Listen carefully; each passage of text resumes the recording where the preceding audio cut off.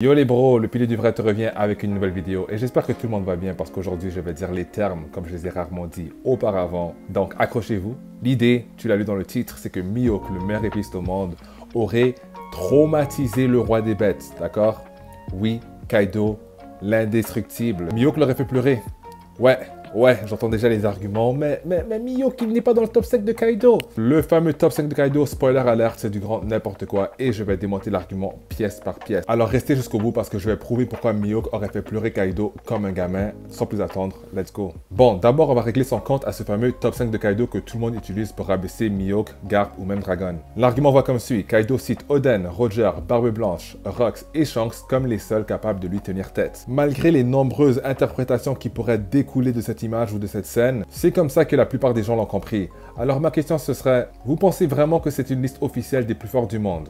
Soyez sérieux, ce top 5 c'est juste les mecs qui ont marqué Kaido, pas une hiérarchie gravée dans le marbre. Juste avant l'assaut d'Onigashima, Big Mom s'était battu contre Kaido à égalité pendant des jours. Et cette même Charlotte Linlin, où est-ce qu'elle est? Parmi les seules personnes capables de faire face à Kaido. Nulle part. Dragon, le chef des révolutionnaires que beaucoup placent au niveau des Yonko, il est où? Rayleigh, le bras droit de Roger, que tout le monde sait capable de rivaliser avec Oden.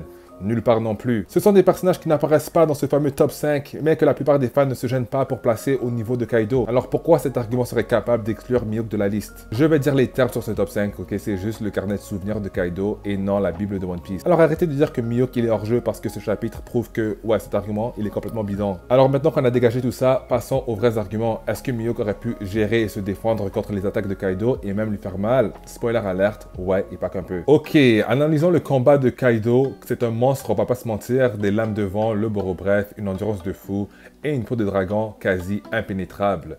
Mais est-ce que ça suffit face à Mihawk? On va y aller étape par étape. D'abord, les lames de vent de Kaido, vous savez qu'il les a déviées sans trop galérer. Killer et Zoro. Zoro, le mec qui est encore en train d'apprendre à devenir Mihawk 2.0 et Killer, solide, mais clairement pas au niveau du patron. Si ces deux-là peuvent gérer les lames de vent, vous pensez vraiment que Mihawk, le mec qui tranche des gagnants comme du beurre, va trembler devant ses attaques? Il est coupé en deux et forcément sans cligner des yeux. Ensuite, le boro bref, cette attaque de flamme qui fait peur à tout le monde, sauf que Mihawk, c'est le gars qui peut trancher n'importe quoi. Lui qui a maîtrisé l'art du sabre, lui qui a normalement percé tous les mystères de cet art, j'ai du mal à penser que des gens honnêtes croient réellement que Mihawk serait incapable de couper des flammes. Une technique qu'on a vue pour la première fois à l'écran de la part de Kinemon. Ouais. Kinemon, le renard, ouais. Bref, le boro bref pour Mihawk, c'est juste un barbecue mal organisé. Mais ok, contrer les attaques de Kaido, c'est une chose, mais est-ce qu'il peut lui faire mal? Là, ça devient intéressant. Vous savez qui a percé les défenses de Kaido? Les fourreaux rouges, des samouraïs badass, mais soyons honnêtes, aucun d'eux n'est au niveau de Mihawk. Si eux ont pu entailler Kaido, imaginez ce que Yoru, une des 12 grandes lames, maniée par le meilleur épéiste au monde, pourrait faire. Une entaille? Non, plutôt une autopsie. Mais bon, ce serait pas juste de utiliser les fourreaux rouges parce que percer les défenses, comme on l'a vu avec Kaido lui-même, ce n'est pas assez pour impressionner le dragon. Les fourreaux rouges l'ont blessé, mais il s'en fichait. Alors passons au prochain épéiste qui a affronté Kaido à l'écran, Zoro, ce mec qui n'a pas du tout surpassé Mihawk. Il le dit lui-même à la fin de son combat contre King qu'il est toujours à la recherche de ce rêve. Et ce mec-là, il a fait quoi à Kaido? Il a forcé Kaido à esquiver une de ses attaques. Et il a cicatrisé avec Enma. Une cicatrice, les gars. Réveillez-vous. Si Zoro, l'élève, peut faire ça, imaginez ce que Mihawk, le maître, ferait avec Yoru. Une entaille tellement profonde que Kaido lui-même risquerait d'appeler sa daronne. Parlons maintenant d'un point clé. Mihawk versus Oden, parce que c'est Oden qui normalement a traumatisé Kaido dans l'histoire, dans le canon. Dans l'arc Wano, Enma est présentée comme la seule lame à avoir marqué Kaido. C'est cool, mais écoutez ça, Oden, aussi fort qu'il était, n'a jamais pu transformer Enma en lame noire. Mihawk, lui, manie Yoru, une lame noire. Une des 12 Saijo Owasamono, qui est objectivement supérieure à Enma dans tous les sens du terme. Et devinez quoi? Mihawk maîtrise Yoru à la perfection. Contrairement à Oden qui n'a pas poussé Enma à son plein potentiel, et ça c'est dans le canon. Narrativement, ça a du sens. Zoro à la fin de One Piece doit surpasser Oden et Mihawk. Et comment notre sabreur préféré pourrait surpasser un fantôme qui est Oden? Facile, si Oda a mis Mihawk supérieur à Oden, et bien quand Zoro dépassera Mihawk, ça fera d'une pierre deux coups. Tandis que si Oden est plus fort que Mihawk, lorsque Zoro dépassera Mihawk explicitement dans l'œuvre, et bien on aura peut-être le droit à des débats stériles de plusieurs fans dans la communauté. Si Zoro doit battre Mihawk pour devenir le meilleur épéiste, il doit aussi dépasser Oden dans le processus. Alors Mihawk est forcément un cran au-dessus. Et si Oden a traumatisé Kaido avec une cicatrice, Mihawk avec une lame plus puissante et une maîtrise supérieure pourrait faire pire. Je vous parle d'une entaille qui aurait fait passer ce qu'Oden a fait à Kaido pour une égratignure. Et pour ceux qui disent « Mais Kaido n'était pas en prime contre Oden », Ok, c'est vrai, mais est-ce qu'on peut vraiment me dire que ce Oden-là aurait fait moins bien que le Zoro sur le toit? Maintenant, gros shout-out à mes fans du Roux, parce qu'on va parler de votre personnage préféré, même moi qui est grand fan du Roux, il faut parler de Shanks, c'est obligé. Parce qu'il va nous permettre de prouver que Mihawk a les stats pour tenir tête à Kaido. Parce que si j'ai pu convaincre plusieurs que Mihawk pouvait bel et bien couper Kaido et lui faire très très mal, la défense que je vois déjà venir grâce au HDO, c'est que oui, couper Kaido c'est bien, mais comment faire si on n'arrive pas à le toucher? Comment faire si on se fait blitz et one shot dès que le combat commence? Et là, je vais vous dire que c'est complètement impossible. Dans le chapitre 1058, Mihawk est comparé à Shanks, pas à Vista ou je ne sais qui. Là, les fans de Shanks vont crier « Le Haki des rois de Shanks le rend intouchable ». Ok, admettons. Mais même sans Haki des rois, Shanks reste un monstre en vitesse, réflexe, Haki de l'observation et Haki de l'armement. Toucher Shanks normalement est du niveau Yonko. Vous vous souvenez quand il a blitz Kid comme si c'était un PNJ? L'action d'arriver devant Kid sans que Kid ait le temps de comprendre ce qui se passait, c'est pas du Haki des rois. Eh bien, selon les pros Shanks, sans Haki des rois, Mihawk peut le battre grâce à sa dextérité et ses compétences d'escrime. J'ai entendu de mes propres oreilles que sans Haki des rois, Mihawk pourrait potentiellement battre Shanks à l'épée. Et déjà, Mihawk... Non, mais tu viens de m'avouer que dans un duel à l'épée, Shanks allait perdre.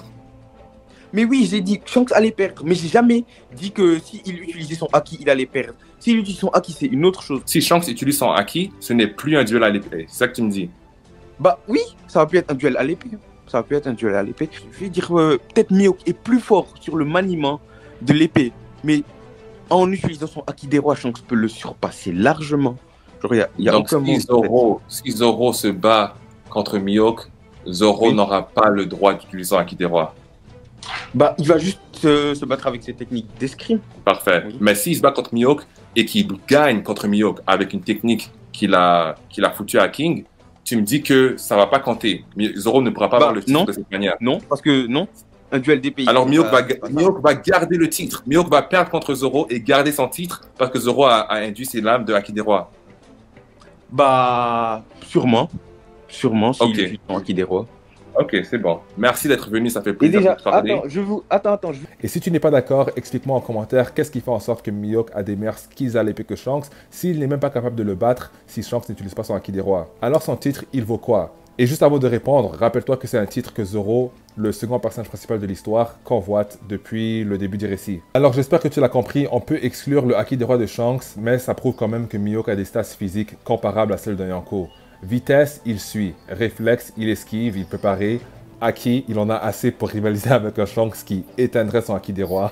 Donc, il peut toucher Kaido. Parce que si Shanks peut Blitz Kid, quelque chose que, voilà, Big Mom s'est montré incapable de faire, alors Mihawk a toutes ses chances de placer des coups précis avec Yoru sur Kaido. Alors maintenant, retournons à la thèse principale de la vidéo. Pourquoi Mihawk aurait traumatisé Kaido? Parce que tout colle, Mihawk a une lame plus puissante qu'Enma, une maîtrise d'escrime supérieure à Oden, ainsi que des stats physiques comparables au Roux, et une application dans les sources externes du manga qu'il peut trancher à peu près n'importe quoi, en tout cas tout ce que Zoro est parvenu à trancher jusqu'à présent. Pourquoi est-ce qu'il n'est pas dans le top 5 de Kaido? Répète après moi, parce qu'il se sent jamais affronté. Narrativement, Oda a éclipsé ce combat pour ne pas... Voilà, faire de l'ombre à Oden, le personnage qui était clé à Wano, l'épice clé, l'épice qui a marqué Kaido, c'était Oden. Donc si Mihawk s'était battu contre Kaido, le mec, il aurait été complètement éclipsé. Garder le focus sur Oden, ça permet aussi de garder le focus sur Luffy, l'adversaire principal de Kaido. Très honnêtement, hein, là je vais être 100% honnête avec vous, si Kaido avait rencontré Mihawk sur Wano, hein, devant Luffy, devant Big Mom, il lui manquerait un bras, ok? C'est la vérité, il serait pas le même. Impossible d'avoir un Kaido qui se bat contre Mihawk et il finit propre, voilà, comme les Amiraux avaient fini à Marineford. Impossible. Kaido est beaucoup plus résistant, ça, tout le monde est d'accord. Il est plus fort physiquement, ok, c'est un dragon tanky. Et comme j'ai dit, Mihawk, c'est le joueur numéro 1 qui a trouvé l'arme ultime, l'arme nécessaire pour abattre le dragon. Parce que pensez-y 2 secondes, si Oden était capable de mettre Kaido, le placer en danger de mort avec sa lame Enma, qu'est-ce que Mihawk aurait fait avec sa lame Yoru? Franchement, si Oden en était capable, eh bien Mihawk c'est la même chose, ok? Minimum c'est la même chose, au minimum. Et là on va recontextualiser la chose. Je ne dis pas que vous êtes fou de penser que Kaido est plus fort que Mihawk, mais pensez que Kaido ne verrait pas sa vie défiler sous ses yeux au moins une couple de fois dans ce combat, eh bien, c'est un peu délulu. Ça reste un combat difficile, d'accord? J'ai pas envie de commencer à sous-estimer Kaido, mais encore une fois, Mihawk le ferait très très mal, au point de le traumatiser comme Oden l'a fait. Et voilà les gars, j'ai à peu près tout dit sur pourquoi Mihawk aurait traumatisé Kaido. Le top 5 de Kaido, c'est du vent. Mihawk peut contrer ses attaques, percer ses défenses et lui infliger des dégâts qui le feraient cauchemarder. Alors vous en pensez quoi? Mihawk versus Kaido, qui gagne? Est-ce que Mihawk mérite plus de respect? Lâchez vos avis en commentaire, balancez un like si vous aimez One Piece et abonnez-vous pour plus de rentes comme celui-ci. On se retrouve bientôt avec d'autres takes et je vous dis à la prochaine, à la plus.